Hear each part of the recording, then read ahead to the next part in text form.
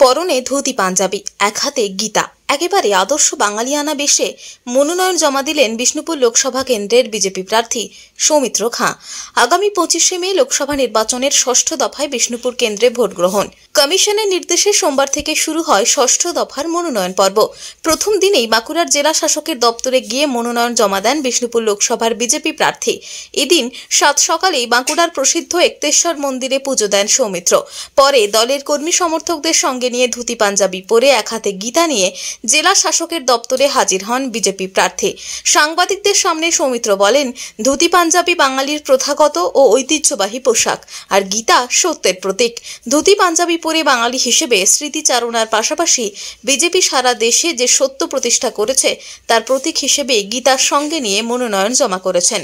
একজন বাঙালিয়ানা যে আমাদের ধুতি, যে আমাদের প্রধান পরিচ্ছদ ছিল, প্রধান যে পোশাক ছিল, সেটা পরে এসে নিজের স্মৃতিচারণ করছি।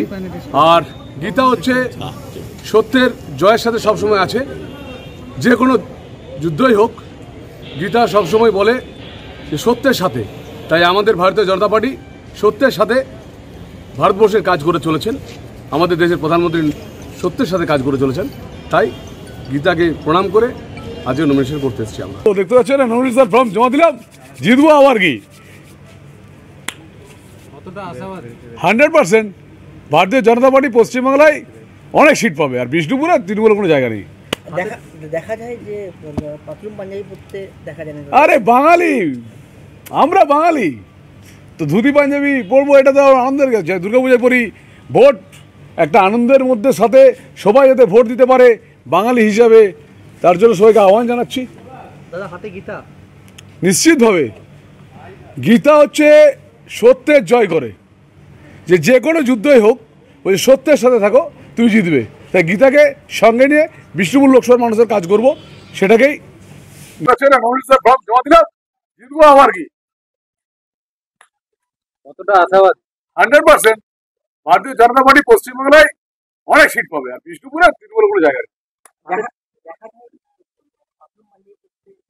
আরে বাঙালি, আমরা বাঙালি, ধুতি পাঞ্জাবি পরবো, এটা তো আনন্দের কাছে। দুর্গাপূজা করি, ভোট একটা আনন্দের মধ্যে সাথে সবাই যাতে ভোট দিতে পারে বাঙালি হিসাবে, তার জন্য সবাইকে আহ্বান জানাচ্ছি।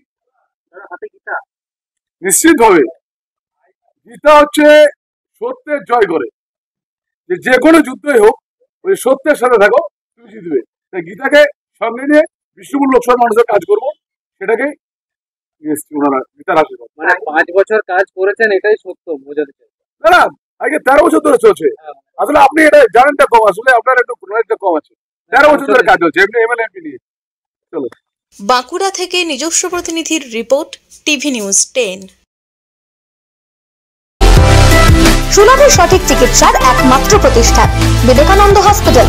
24 ঘন্টা emergency service, blood bank, trauma care. আপনাদের সেবায় আমরা তৎপর। গুণমান ও পরিষেবায় দুর্গাপুর বিধাননগরের ডক্টর জাকির হোসেন এভিনিউর বিবেকানন্দ হসপিটাল শিল্পাঞ্চলের মানুষের মন জয় করেছে। সবার আগে খবরের আপডেট পাওয়ার জন্য সাবস্ক্রাইব করুন আমাদের ইউটিউব চ্যানেল এবং ক্লিক করুন বেল নোটিফিকেশন আইকনে।